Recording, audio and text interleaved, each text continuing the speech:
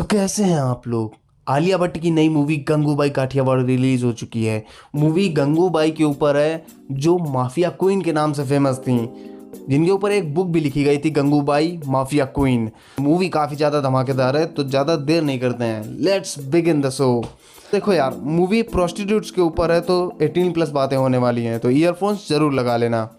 तो मूवी की शुरुआत में एक लड़की को रेडी किया जा रहा होता है जगन सेठ के लिए, और उससे बोला जाता है कि ज़्यादा मुंह खोलने की ज़रूरत नहीं है, बस टांगे खोल देना, और लड़की को रूम में बंद कर दिया जाता है।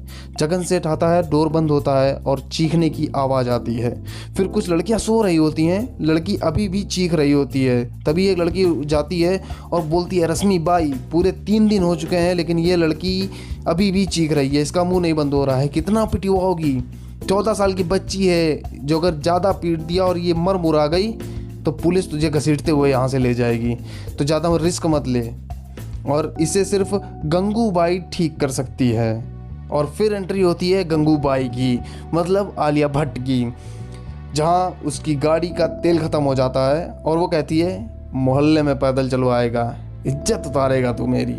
और वो उतरती है और पैदल चलने लगती है, आंखों में चश्मा, हाथ में दारू और छाता होता है, और सभी सलाम ठोक रहे होते हैं और उसके पैर छू रहे होते हैं। अलग ही रोला है गंगूबाई का। फिर वो कमरे के अंदर जाती है और लड़की को पानी पिलाती है और उसे अपनी कहानी सुनाने लगती है। बताती है कि वो काठियावाड़ में रहती थी, उसके पापा एक बहुत बड़े बैरिस्टर थे, वो फिल्मों में हीरोइन बनना चाहती थी। अभी उसका लवर रमदीक आता है बम्बई की टिकट लेकर और गंगू को साथ चलने को कहता है। गंगू निकल पड़ती है बम्बई के लिए कुछ पैसे चोरी करके। रमदीक उसे शीला बाई के पास ले जाता है और वहाँ जाकर उसे 11,000 रुपये में बेच देता है। शीला उसे ज़बरदस्ती अपने पास रखती है और कुछ दिनों तक उसे टॉर्चर करने के बाद वो समझ जाती है कि यही उसकी किस्मत है और वो धंधे में उतर जाती है। कुछ टाइम के बाद सारी लड़कियां उसकी बात मानने लगती हैं। गंगू ने बोला धंधा बंद तो धंधा बंद। रौला होता है गंगूबाई का। एक दिन एक पठान आता है गंगूबाई के लिए और दुगने पैसे देने को तैयार होता है। शीला पहले से जली बैठी होती है गंगूबाई से। वो जानती है कि पठान खतरनाक आदमी है, वो सही इंसान नहीं है, लेकिन फिर भी वो गंगू को भेजती है। वो गंगू के साथ संभोग करने की बजाय उसे मारता है और चाकू से उसके सीने से पेट तक चीर देता है। खैर गंगू बच जाती है, लेकिन अंदर उसके बदले की आग जल रही होती है। उसके हाथ पैर टूट चुके होते हैं, बहुत बुरी हालत होती है। जब वो ठीक हो रही होती है, उसी बीच वो रहीम भाई का नाम सुनती है। तब वो मिलती है रहीम भाई से और उसे पूरी बात बताती है और अपनी चोटें दिखाती है। रहीम उसे कुछ पैसे देता है और अपने कुछ आदमी कोठे के बाहर लगा देता है और वो बोलता है, जिस दिन पठान आए उस दिन मुझे खबर करना।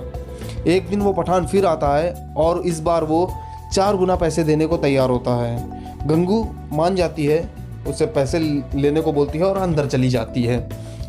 पठान उसे मार रहा होता है और इधर रहीम का आदमी रहीम तक खबर पहुंचा देता है। इधर पठान गंगू को मारता है, तब तक रहीम अपने आदमियों के साथ वहां पर पहुंच जाता है। उसके आदमी पठान को घसीटते हुए बाहर लेकर आते हैं और रहीम पठान का सर पकड़कर गाड़ी के बोनट पर पटक पटक कर उसे खूब मारता है और वहां से चला जाता है। रहीम के जाने के बाद गंगू पठान को गाली देती है और अपने हक के पैसे छीनकर वहां से चली जाती है। इतना होने के बाद रहीम को गंगू की मदद करते देख पूरा इलाका गंगू के नाम से डरने लगता है। गंगू का रौला हो जाता है और उसका रौला और भी ज़्यादा बढ़ जाता है। शीला भी गंगू से डरने लगती है और एक दिन शीला मर जाती है और कोठे की सभी लड़कियां, सभी औरतें गंगू को हेड बनाने के लिए कहती हैं। गंगू पहले मना करती है, लेकिन फिर हेड बन जाती है कोठे की लड़कियों के लिए। फिर प्रेजेंट में दिखाते हैं कि गंगू लड़की से कहती है कि तुम भी मेरी तरह बन सकती हो। तुम घर जाओगी तो घर वाले तुम्हें फांसी पर लटका देंगे, यहाँ रहोगी तो मेरी तरह ज़िंदगी जियोगी। गंगू लड़की को 2 टॉफ़ी ऑफ़र करती है और कहती है, एक में ज़िंदगी है मेरी तरह और दूसरे में जहर। लड़की वो जहर वाली टॉफ़ी चूज़ करती है। गंगू समझ जाती है कि लड़की मर जाएगी, लेकिन ये ज़िंदगी नहीं चूज़ करेगी, तो वो लड़की को उस कोठे से ले जाती है और उसे सही सलामत उसके घर वालों के पास छोड़ देती है। इसी के बाद गंगू अपने दर्जी के भतीजे से मिलती है और वो उसे पसंद आ जाता है। और फिर यहाँ शुरू होता है गंगू का प्रेम प्रसंग। फिर यहीं पर शुरू होने वाले होते हैं कमाटीपुरा के प्रेसिडेंट के इलेक्शन, जिसमें अभी तक रजिया बाई जीतती थी और अब गंगू उसके खिलाफ इलेक्शन में खड़ी होती है।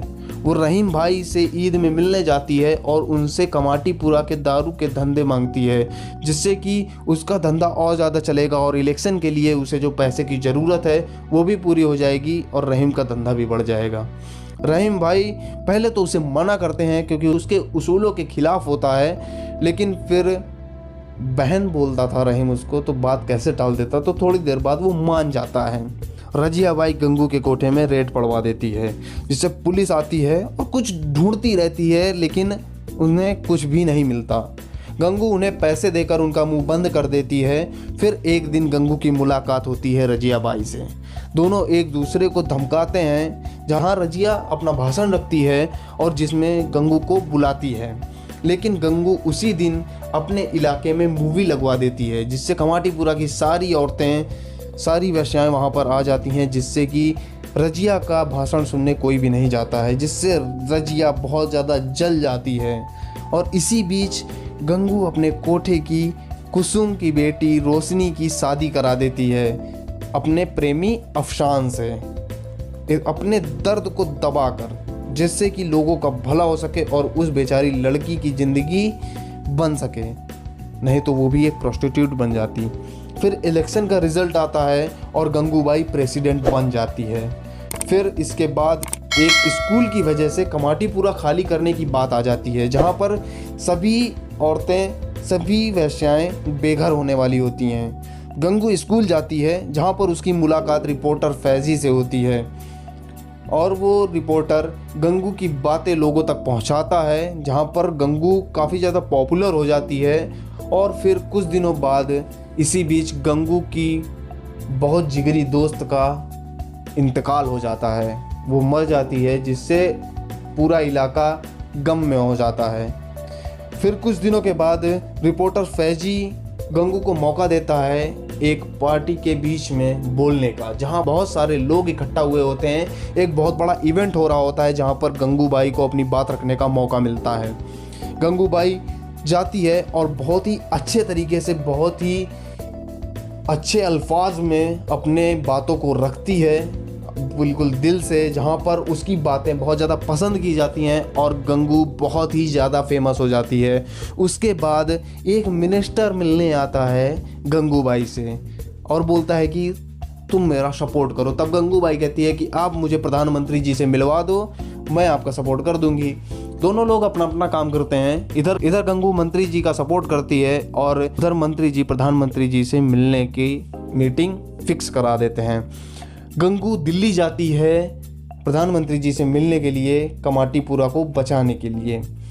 गंगू वहाँ पर जाती है, अपनी सारी बातें प्रधानमंत्री जी के सामने रखती है और कहती है कि क्या हम वैश्याओं को पढ़ने का हक नहीं है, क्या हमारी बच्चियों को पढ़ने का हक नहीं है।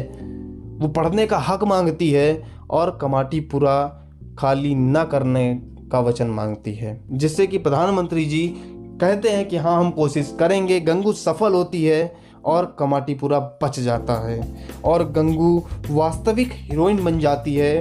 वो काठियावाड़ से हीरोइन बनने के लिए आई थी और कमाटीपुरा में फंस गई थी। आज वो कमाटीपुरा की गलियों में, पूरी मुंबई में वो एक हीरोइन होती है, एक वो वास्तविक हीरोइन बन जाती है कमाटीपुरा की औरतों के लिए। और यहीं पर मूवी ख़त्म हो जाती है।